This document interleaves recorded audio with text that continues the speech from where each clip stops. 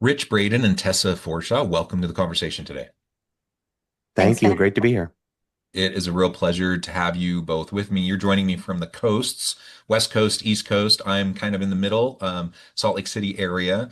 And it's a real pleasure to be gathered and to have an opportunity to talk about your forthcoming book, or perhaps it's just been published, Be Mm. Innovative, Innovation-ish. By Richard Braden and Tessa Forshaw. Real pleasure to be able to explore this with you. I love talking about all things innovation, and I think the title of your book is super fun. As we get started, I wanted to share Rich's and Tessa's bio with everybody. Rich Braden is founder of People Rocket LLC, a strategic innovation firm based in San Francisco with over 15 years of academic experience. Rich is recognized as a thought leader in design thinking, leadership, and innovation. He is a design educator, teacher at renowned institutions, including Harvard University, Stanford University, Aalto University, and London Business School, helping shape future leaders. I could say a lot more about Rich, but I'm going to pause there. As for Tessa, as co-founder of the Next Level Lab at Harvard University, Tessa specializes in using cognitive science to explore how people best work, learn, and innovate. She draws upon her academic research as a cognitive scientist and extensive background as a former designer at IDEO, Collab, and Accenture to turn the cognitive present processes involved in design, creativity, and innovation into practical insights that can be applied in the flow of work. And again, I could say a whole lot more about Tessa and her background, her qualifications and expertise, but for the sake of everyone, I'm going to pause, give you both a chance to highlight anything else you would like to highlight by way of your background or personal context. Great. Thanks. I'd say the things in between the lines are just sort of I started off as a software engineer, so I'm a long way from where I started, but there's a lot of creativity in places that you might not expect it, like engineering. And then I also had a side hustle doing improv for a dozen years in San Francisco. Fun. And so somewhere in the blend there is how I have come to do this work on creativity and innovation. And I've seen everybody, no matter what background, be incredibly creative. Awesome. And Tessa? Yeah, sure. I think just like Rich had a little bit of a walk in the park to get here through strategy consulting and into my own academic work. But as I've gone on that journey, something that's always really surprised me is how many people don't see themselves as creative, even when I see them to be incredibly creative and have incredible creative potential. And that really just inspired me to look at what is it that holds people back from engaging in creative problem solving? Why don't they think they're creative? Is everybody able to be a creative problem solver? How do we draw upon that? And that really brought Rich and I together to write this book. I love it. I love it. And I really do believe like everyone is and can be a creative being, right? We're Mm, born creative. Mhm. And you probably yes. talk about this quite a bit, but like it kind of gets drummed out of us a lot through like the education system and like the necessity of like shared norms and values and people coming together, to do things in similar ways and assimilate towards, the bigger group. There's societal, uh, need for that, but it also kind of pounds creativity out of us that we naturally tend to have as young children. You just watch any child and they just very quickly allow their creativity to come out in a huge variety of ways.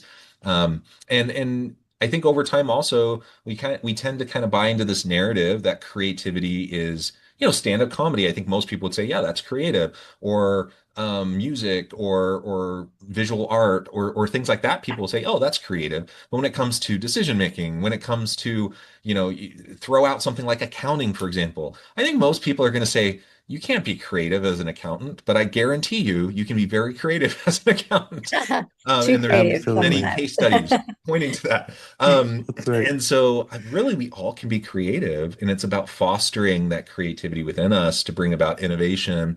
And I think that's what every organization and every team wants, is they want that creativity, they want that innovation. And we often just by virtue of the way we have our policies, practices, and procedures set up within organizations, we perhaps inadvertently stifle the very innovation we say we want, right? Absolutely. Go ahead. I was just to say, yeah, we talk a lot about this sort of headwind for creativity. In our book, we call it innovation hesitation. Mm, And really, Rich and I have seen three primary forms of that. And so one of them you absolutely alluded to, with this idea of wanting to be part of a group, wanting to conform. Really natural cognitive instinct. I mean, you see it in a newborn child, you see it in, especially in teenagers, you see it today in everybody. It keeps us safe and part of a group, and historically that's so important, but also just like not that helpful when you're trying to be innovative. And the second component to that is the same with sort of risk taking. Really great reasons to avoid ambiguity, to avoid risks, to want to be cautious. But in the end, it's not a helpful reality for creative problem solving. So that is one of the core components that we call cognitive caution. Mm-hmm. And then the other two innovation hesitation components are the innovation methodology. So this idea that innovation happens in the city of the bridge behind you in Silicon Valley, in fancy buildings by fancy people, following fancy processes, that cost lots of money to get certified in, and only they can do it. And so we've built this real sort of mythology around it. That means a lot of people don't really think it's for them. And that's such a shame. And then the third is something you also alluded to, which is the creativity gap.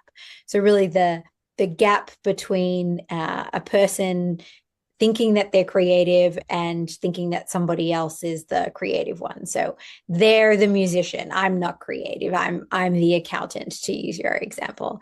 And what a lot of people don't know is that this sort of idea really comes from a neuromyth as well. This idea that we have a right brain and a left brain, and that one is responsible for creativity and analytically you're one or the other, is completely untrue. It's been dispelled dozens and dozens and dozens of times by such a many dominant narrative, though, right? Yeah, there's absolutely no evidence whatsoever to support it. And to be honest, really, really creative people use both sides of their brain. Really, really analytical people use both sides of their brain. And really, really creative people also are analytical. And really, really analytical people are Right. also creative. So no, they've come at studying that every which way, and there's no truth to it. Awesome. Rich, anything you want to add? I would just say this was really prevalent. We saw this in our students. We also saw this with clients that we deal with. It. This hesitation just stops people in their tracks. So if there are two kinds of people, it's not right and left brain. It's more and less hesitant. Once people start to break through and see the illusion of these three components, they're able to more easily access it once they start doing it as an adult. And remember, that 8-year-old that used to be so creative and do crafts is still in there. But if we apply creativity to solving problems, that's where you get a lot of boost in innovation. And that's what we're talking about, is how do you create a breakthrough solution for you? And if you happen to be in accounting, breakthrough might be making expense reports easier for everybody. It's not a moonshot. It's not a huge life-changing thing, but for the people involved, it is a great breakthrough and it makes a big shift. Yeah, I mean, that would change my life if someone could make my expense Absolutely. easier. Yeah. Absolutely. Excellent. Yeah, that hesitancy, the risk aversion, right? It's, from a evolutionary psychological kind of perspective, of course that makes sense, right? That's like how our brain is hardwired, to be tribal, to avoid risk, and to try to make sense out of the senseless. That's like how we're made. And but we're not like stuck by that. We're not trapped by that. And we can, just like young children can be super creative, we can also unlearn certain things or relearn certain things that will allow us again to just really exercise that muscle, right? And to just be engaged in that on a regular basis. All right, so that brings us to your book. So you have this new book, Be Innovation-ish. Tell me a little bit about why this book, why now? What is it about this book that you just felt like you had to get it out there? I think it started with those students coming in and saying all that innovation hesitation. And many of them would bring in, well, at my company or in this class, I learned this approach. I learned one that is used at another consulting firm or at a design firm or at this university in their design program, design thinking, agile. There's so many out there. As they kept bringing them to us, we would take a look at them, try to help them incorporate that into their learning. And they started to look very similar. And we had a suspicion, are these really getting at the same thing? So we started collecting more and more. We looked at them more deeply. We ended up coding over 80 different frameworks. And when you distill them all down, what really is going on is they have designed a set of steps or a checklist that is a forcing function to try to get you to adopt a different mindset. And there are only 6 mindsets in that whole set. So instead of following a process or a recipe that those methodologies all follow, we decided to teach the mindsets. And that's sort of where it started of look at the problem from different ways, a mindset of interactions where you go out and learn from other people in the world. Mine that for some insights with an insights mindset. And so if you take those 6 and you're following them, whatever path you take, whatever set of steps, whether it's complete or not, is giving you more innovation. And so that was the big change, I think, in the approach to it is you don't have to follow some scheme or diagram or set of steps that gets you there. And I think that's a lot of the problem with it. There are many articles that say, this methodology doesn't work, brainstorming doesn't work, or design thinking doesn't work. And when you read that article, what they're describing, of course, it doesn't work because you're just following a set of steps blindly, as opposed to stopping to choose, this is how I need to move forward now with this project. A great analogy that we often use when we're talking about this with students and has made it into the book is this idea of if I gave you a map and I said to you, Jonathan, this is the best map ever. When I was on my recent holiday, it was so good. I loved it. I used it every day. Do you want to use my map? You would be like, sure, yeah, give me the map. And then you get the map and you open it up and you're on your holiday. And instead of being in New York City where the map is, you're standing in the middle of Yosemite National Park. And so obviously that map doesn't work for you. And so rather than needing another map or even a better map, we sort of started to look at, well, actually, how could we make better navigators? And how can we stop trying to externalize the actual act of creative problem solving to the process and instead put it back inside the humans, inside the people solving it. And so through this notion of mindsets and the research on mindsets, we know that by intentionally changing your mindset, you change what you pay attention to, you change what you see and notice, you change what decisions you make, what choices you make, what actions you take. I often say to my students, the best way to think about a mindset is if you've ever been to Costco with I have 20 minutes and I have to go in and out mindset, your experience of Costco is phenomenally different than if you have 2 hours to kill that afternoon and you go in with a leisurely pace. The route you take, the choices you make, where you stop, what line you go in, if you get a trolley or a bus, like all of those things, those decisions change. And that is the power of a mindset. I love that. They also cost a significant difference with those 2 different mindsets. The amount of resources you invest actually changes as well. Yeah, absolutely. And I love the map example that you gave. And actually, at first, I thought you were going a slightly different direction. I was like, okay, let's say they even are going to New York City. You have the map, all the places you went. They're in New York City. They open up their map. Okay, are they actually in New York City? Are they actually enjoying their experience and present in New York City, or are they like in the map, right? Are they just following your checklist of all the things to do? And we both know, we all know that that's like 2 totally different types of experiences, right? And so it's no wonder if you're just like blindly following a process and checking things off as you go, of course, that's not going to be the same fundamental kind of approach towards creativity and innovation as if when you internalize it and you can actually then just be in that moment and create and innovate, right? Yeah. Absolutely. We also talk about metacognition as a component of our framework in the book. So it's really important for you to have these mindsets, but the kind of secret sauce, so to speak, of how you think about when to apply them and what to do is by being metacognitive, which I think is highlighted perfectly in that illustration of I can be in New York City with a map of New York City, right? So let's say somehow I found the right map and I'm standing in the right place. If I'm just going through somebody else's map and checking it off, am I seeing what I want to see? Am I tasting what I want to taste? Am I missing opportunities? Am I having my experience that's truthful and authentic to me and what I need? No. But if instead I am being really metacognitive and asking myself, how am I feeling today? What are my goals for today? What do I think will help me achieve those goals? If I do X, what do I expect to happen? Let's go find out. How did that go? And if I'm using that process of metacognition in action, we call it, to guide what design and creative problem solving steps I'm taking next and next and next, then you're going to get a much more innovation-ish outcome. Mm. Yeah. Well, and just not to belabor the New York City example, but the first time as an adult, the first time I was in New York, as a young adult was, with a choir tour, actually. So I was with a whole bunch, like a huge group of Wow. people, right? And it's a tour. So like we had a tour agency, that like gave us an agenda, gave us an itinerary, and we did have structured things, right? Well, thankfully, we also had unstructured time too.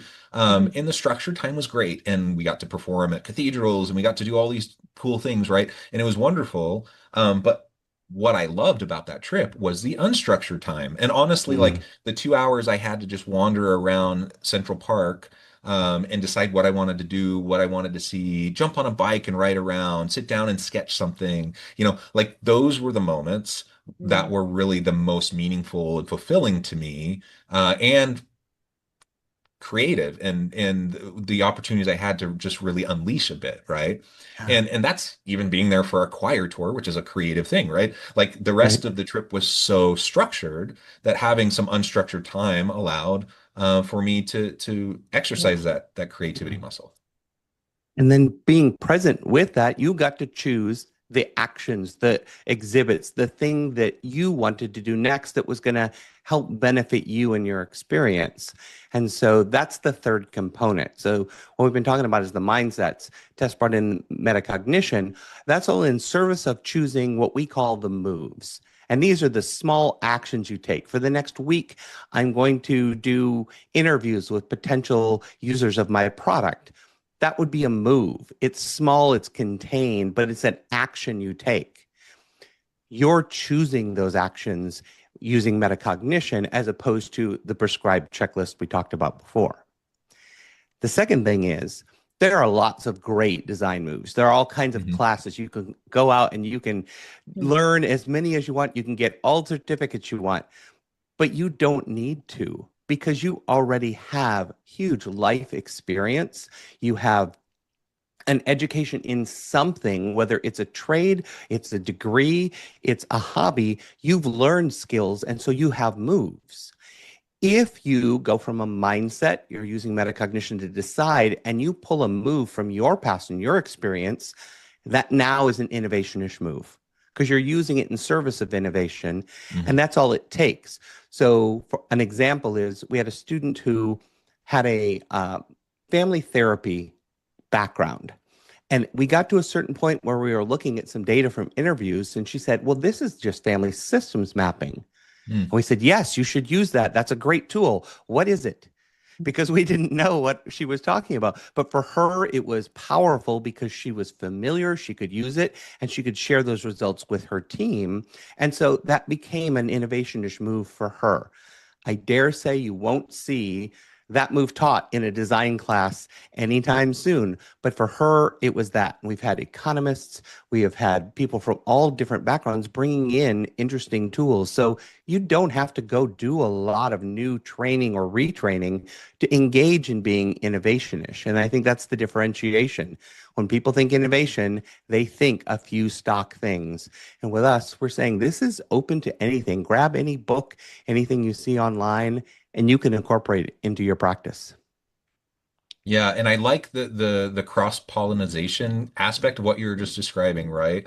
Like sometimes innovation truly is like you're like Isaac Newton or you're Einstein or something, and you're like truly coming up with something revolutionary, right? That is innovation. But most of the innovations that occur in our day-to-day lives at most businesses and society as a whole, it's just the cross-pollination of ideas. And so you can take something disparate ideas from two totally different places, bring them together, and then all of a sudden you have some new breakthrough, some new process is better, or a system is better, or whatever, right? You have some new product or service that's just exactly what the market needs. And that cross-pollination is what brings that together. So purposefully, bringing in your own past experience, aligning yourself with other folks that have, diverse backgrounds and diverse past experiences, that's going to lead to more creativity. There's a reason why, diverse groups over and over and over again tend to perform better at creative and innovative tasks, if they can lean into that, right, and leverage that. It's interesting. Rich and I were recently invited to NEOM, which is in Saudi Arabia. You might have heard of the Line, the big vertical, massive city net zero ambition moonshot, or potentially even like out of the universe shot that they're taking on, Mars shot maybe, they're taking on. What was so interesting to me about that experience of going there was it felt on the outside, like you said, like Einstein or Edison, like this massive, massive, revolutionary, transformative idea or innovation. And if it is to be successful, like, of course it would be. However, what we learned when we got there and were so struck by was the amount of everyday little innovations that needed to happen in order for that big innovation to actually come off. So, for example, the Line is in one of the windiest places on Earth, and they have to lift, hundreds of meters wide of concrete, like, hundreds of meters in the air. That's really hard on the best of days. But when you're dealing with the windiest place on Earth, that becomes really challenging. And so they're making innovations in small ways, in terms of construction materials, in jacking equipment, in all of these different things that we sort of heard about while we were going along. So much so that they have stood up an entire department that sort of coordinates all of these jump shot, roof shot level innovations that are in facilitation or service of getting to this big one. And I think, Velcro is a great example of that. We've seen this with NASA in history as well. There are so many of these jump shot, roof shot innovations that ultimately facilitate us getting to the literal moonshot in that case. And so I was so struck by that idea that these big moonshots actually nearly always are not this like light bulb massive thing, but are a series of incremental improvements. And yet we still teach it in so many cases, and there's still so many books and so much in the zeitgeist that innovation has to be this like novel, revolutionary thing, when actually the way you get there is never just by coming up with that and doing it by itself. I think the other aspect of what you said is each one of those individual lone geniuses that we hear about was in conversation with a huge number of colleagues, have huge teams, even the Steve Jobs, the Elon Musk, all of those people have incredibly dedicated, brilliant teams under them, and they become more orchestrator than inventor in those cases.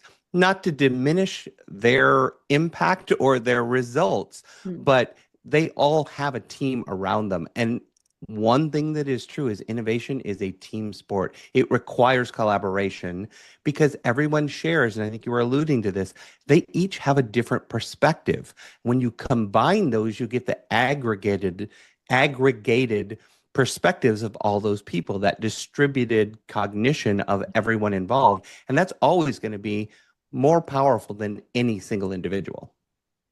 I love it. I love it. Well, Rich and Tessa, this has just been a fantastic, fascinating conversation. I know we've really only scratched the surface of what is covered in your book, but all the more reason why people need to run out and go get your book. As we start to wrap up today, I just wanted to give you a chance to share with the audience how they can connect with you, find out more about your work, where they can find your book, and then give us the final word for today. Great. Well, you can get the book anywhere books are sold. So online at Amazon and Target and Barnes and Noble and many, many independent booksellers. And in local bookshops, you can go in as well. It's distributed everywhere in the US, in Australia, and the United Kingdom for now, and will roll out to others upcoming. You can also catch up with us we have Substack, substack.innovationish.com, and we will be producing content there that is related in some of the background stories and some of the science as well. And then I think LinkedIn. Yeah, absolutely. Follow both of us on LinkedIn. Each of us share sort of different. I tend to share more of the cognitive science tidbits, and Rich is really great at sharing practical everyday tips and cases and applied things that you can go out and do. And so, both of us is a good mix. And I would say you got to follow the cartoons and illustrations that Tess does are just brilliant. She is gifted at making cognitive science, which is very complex, very simple that everyone can understand. You mean I'm gifted at using AI to do that? What else? Your concepts. Well, thank you both. This has just been a real pleasure. I encourage the audience to reach out, to get connected, find out more about what Rich and Tessa can do for you. Check out the book. And as always, I hope everyone can stay healthy and safe. They can find meaning and purpose at work each and every day. And I hope you all have a great week.